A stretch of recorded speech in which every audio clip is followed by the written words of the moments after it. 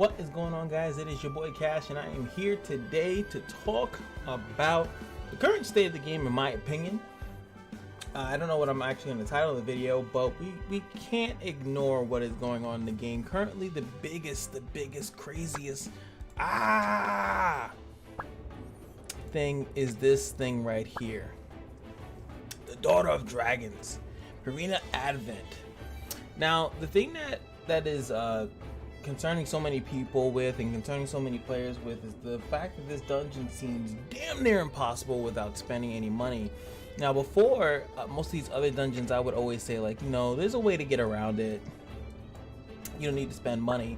Now, I really wanted to talk about this because it really does bother me. Now, as you can see here, the best characters to use is, of course, the newly formed Ashley, Tyrone, just probably for the boost, but these two right here, the Noble Daughter Ramu and the legendary mercenary Murdoch, are one of the top. And then you see Etika. These are the most top, and then the Ramu daughter being the highest used character, even more used than Ashley, funny enough. But that's insane. And then you have everyone else supremely lower than that. Like, and I don't even know if these are probably characters that actually cleared the dungeon. I don't know if, like, I can suggest. I actually never used the system before, but these are probably people that have cleared it. And I guess, yeah, someone cleared this with Morgan, Costume Morgan, probably just like alting things to death. Now, as you guys can see here, as like, you know, I don't really care too much for the banning and I say banning because pretty much you cannot use these two characters. You are royally screwed if you do. But the dungeon works in a way that just does not benefit. It doesn't benefit you to ever use these characters. And the fact is that when you go into the dungeon, you know for a fact that you are screwed. Now, Rue, in my opinion, in my honest opinion, I don't know why they banned her. She actually isn't that important into the dungeon. And I'm gonna go into the dungeon like just briefly, just to show you guys some stuff and like to really see the complaint that I personally have with it. And secondly, Lydia. Now, Lydia would help in the dungeon if you were actually able to, I don't know, at least reserve a turn to use her S3. Now, the S3, in my opinion, is not the worst thing in the world, is because, you know, you only have a turn. It doesn't last too long, Lydia's S3, like to block all debuffs. But they knew that the debuff thing was, pretty much a thing. You're pretty much using the 3 bonus heroes, or else you're in some deep stuff. And oh wait, day restart. Okay. Now, what to note here is that this dungeon is going to cost 96 stamina. It's currently half off. And I honestly think that when a dungeon comes out, it should be like free. Maybe free on failure or something like that. Now, this is the comp that I was using. Actually, no, it had gray in it. Let me actually show you guys the comp that I was using. I was doing something like this. And this is just to show you guys, I don't know how good this is gonna go. I'm definitely not gonna beat it, by the way. But I was doing something like this. If you can CC the crystals, you actually are fine. But my issue is the fact that I'm gonna show you guys. It's easier if I just show it to you. My biggest problem. Alright guys, here we are in the dungeon, and I'm just gonna show you guys a real quick thing, is that this is what I do. This is what I came up with when I did the first stage. This is the issue that I specifically have with this dungeon, right? Is that I actually can CC lock them completely. This is the first strategy that I thought of. And I know that for a fact. If you go here, you look at this, right? That the black crystals, they do stuff if you're abnormal status. The black and the yellow, right? And defense crust is only made by the ones in the middle. So you could pretty much CC lock the ones in the middle and never have to worry about defense crust at all. And the ones on the side, they'll do weapon corrosion to you, but it really doesn't matter when you're just trying to CC lock them. So yeah, it doesn't really matter. Pretty much end up, at least with this strat so far, I haven't seen anyone really do this, but yeah, you can pretty much lock up the crystals pretty easily with just Belle. And it's actually funny that they actually did, Belle has like a new costume now that changes her whole thing.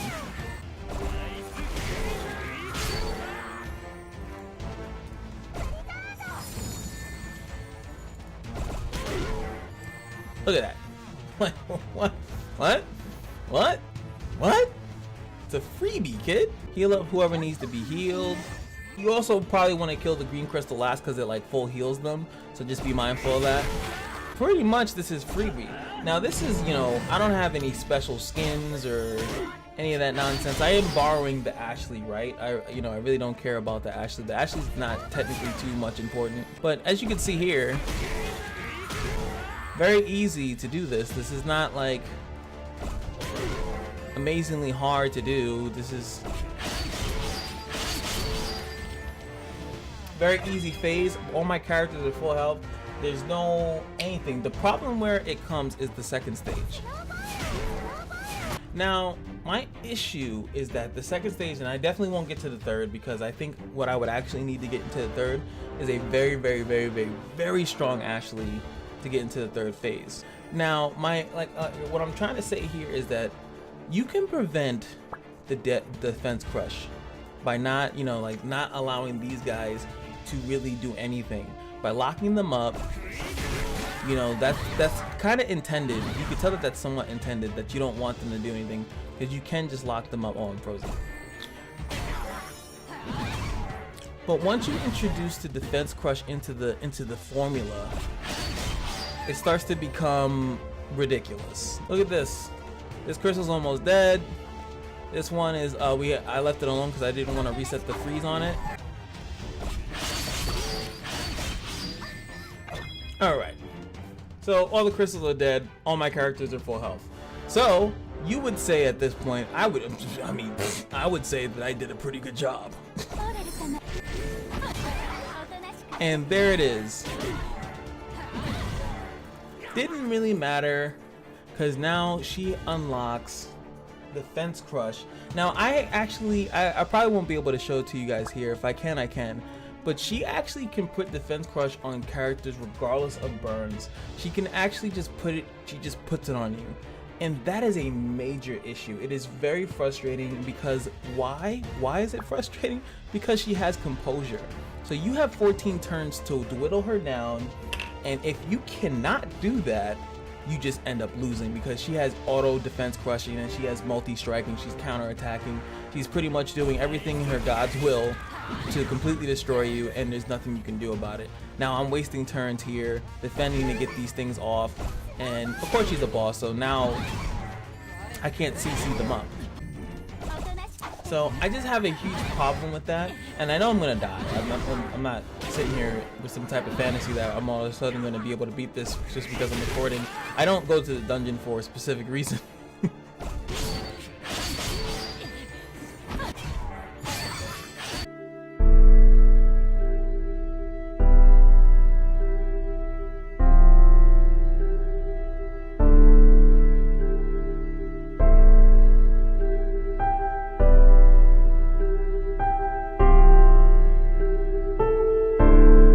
Why? And it's all falling apart because she just starts defense pressing me. I don't really have a problem too much. Like honestly, if I had a really broken Ashley, I could do it with this comp just fine. Like I know why people are bringing in Ramu because of the fact that she can cleanse all this, but she can't. She does nothing to defense crush, and nobody pretty much can. The only character that can is Lydia. She's the only qualified, you know, expert.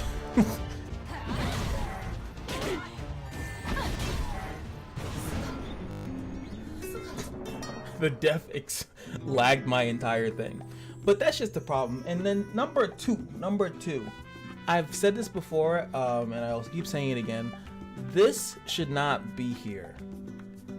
They need to change the screen so that it tells you why you lost. Legit, why? I don't care if it's like you have to kill the composure before the turn timer goes down, or try to control the units, try to control damage over time effects to make sure that you don't get defense crushed by the gems. Something. This is I would say about 90% of the time is not why you lost. It wasn't because of your enhanced hero. It wasn't because you didn't enhance skill. No, it wasn't because of that. It's because you didn't know the dungeon mechanics, or you know, Actually, no or. That is why you lose. You usually lose because of the dungeon mechanics. The game actually warns you if you try to go in here with low level characters. Boom. Game does that automatically. You try to go in there like, yo, man, he's 52. What the hell you doing, boy? So like, if there was an issue with my rune quality, or like, cause this game has a combat power, right?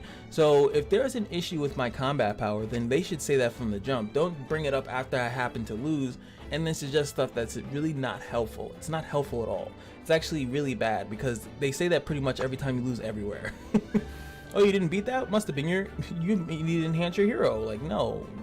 Because I've seen, the problem is that look at these characters are all not purple, but I've seen people with full purple costumes, you know, badges. They have their characters decked out and they lose, and then the game's like, well, you should have enhanced those skills, and that person is using a 666 666 character and they're getting told to enhance skills.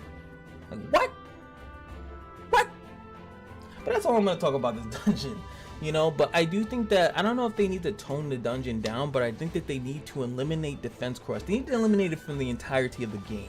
And I'm going to show you exactly why. The reason why is because in most of the gacha games that I've ever played, they usually have one type of debuff, and that is called debuff. That is it. Debuff. But in this game, there are actually 4. Mainly 3, but there are 4. I'm going to show you what those 4 are.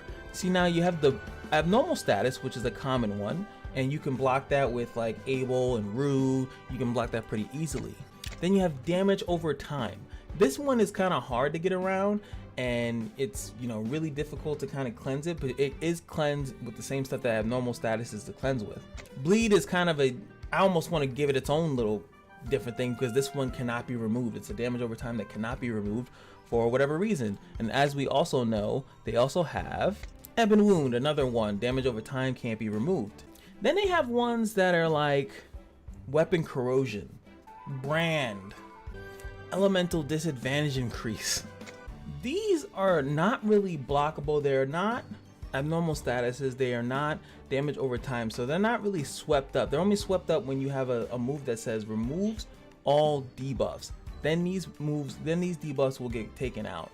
The issue though is that you have the fourth type, and the best thing about the 4th type is that it's not here, and that is Defense Crush. Defense Crush is not, you can't really block it. The only way you can block it is actually through the Lydia's debuff blocker. She's the only one that can really block Defense Crush, but it pretty much goes through most immunities, and the only way to cleanse Defense Crush is by defending. You can't be like, even if you were already defending, it doesn't matter. It will still land onto you, and then you have to waste another turn defending it, and then it goes away. But the problem is that, as you can see in that dungeon, is that they can just keep applying it over and over and over again, and you have to waste a turn. There is no counterplay to it, and at least when the gems were involved, you were able to defend. You were able to lock up those gems. You could stop them from doing that, or you could stop damage over time from going on to you, so then stop the Defense Crush, so you don't lose a turn. You had a proactive way to counter it. But then all of a sudden Electra's like, nah, whatever, Defense Crush AoE. And now, not to spoil you guys if you haven't seen it, Purina actually does the same thing. She just starts defense crushing you for whatever reason. There's no prerequisite to it. She just defense crushes you. And then guess what? She also has composure. So then you're taking an abnormal amount of damage because you just do that. And then if you get defense crushed, now you have to defend. And it was the same thing that was a problem in the Nikita dungeon. They cannot have dungeons in that state. That is the problem with this dungeon. As you can see, as far as handling the dungeon outside of the DPS race aspect of it, I can pretty much do it. If I leveled up all the other characters and made them a little bit stronger, they'll tank a little bit longer, they'll heal a little bit, but you need a really good Ashley. As you can see, like I've seen people say, don't get any counter, don't put any counter on your characters. It's like, the counter really shouldn't be the thing. Counter should be actually 100% fine, because you should be only countering on the main boss, Electra and Purina. Those are the characters that you should be countering. Everything else should be locked up to hell. You should be CCing those things to the cows come home. But Wow, why did I use that analogy? That's so not like me. But my issue is that there's not much that you can do to that. Now, the second issue that I'm gonna bring up that's currently in this patch is, you guessed it, good old awakening. I've mentioned it a little bit. Now, if you guys can count, you can count along with me, ladies and gentlemen. 20. Now it's 50. Now it's 90. Now it's 140. Now it's 200. Now it's 300. 300 awakening essence in order to awaken your character. Now, we all know for a fact that these two are not going to be the only ones that are going to have awakening. This is going to be an ongoing thing, and you're going to need 300 a pop. Now, I don't know if I'll be able to show you. I'm pretty much sure I can't. Let's see if they have it here. Yes, they do. Cool. Awesome. So now, you can get it through summoning, but I do not like it attached to summoning because it just makes it feel like, oh, you better come here and summon or else you're gonna get that. Now this is good. Let's count it up here, ladies and gentlemen. 5, 15, 35, 80, and then 150. So even I would have somewhat accepted that if you full pulled on something, you would actually be able to fully awaken a character. Because like I said, we are already, or to assume that this is going to be a ongoing thing, that other characters are going to get this awakened state, and I hope that they do. It's a really cool thing. I think it's way better than the current costume fiasco. I think that it should 100% replace it. But the only other way outside of that getting it is the arena shop, ladies and gentlemen. The arena shop, you can get it for 300 awakened essence. Now let's play a real quick arena match and cheese people with Bell, as long as they don't have Vlad. I'm a nubcake. I didn't even count how many I got. 175. I think, did I actually just get 2? Was that what that meant? I just got 2? No, there's no way. All right, I'm gonna pay attention this time. I got 175. There we go. All right, we had 175. So that's, you know.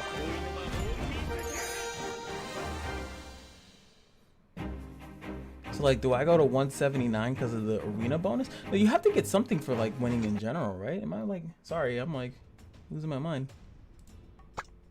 Oh my lord. So that is the only thing I get, is just the little bonus. That's gonna be rough.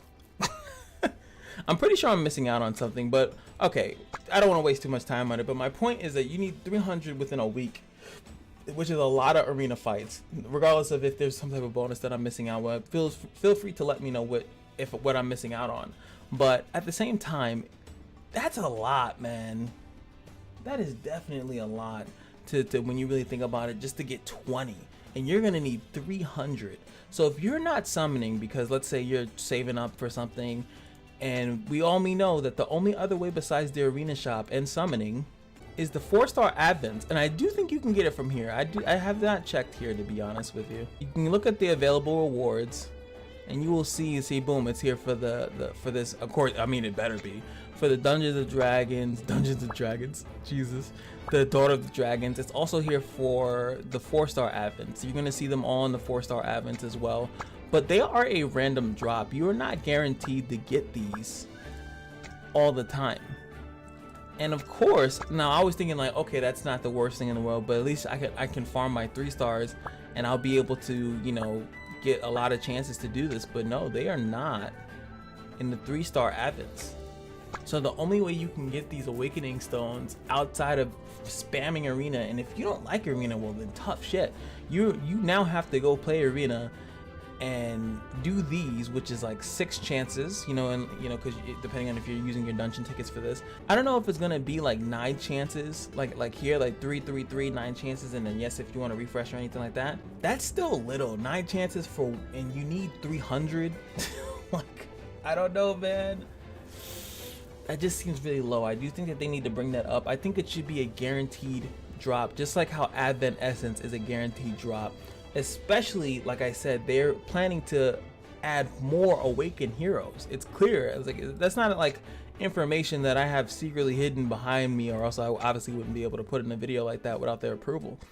It's just, why would they only do 2?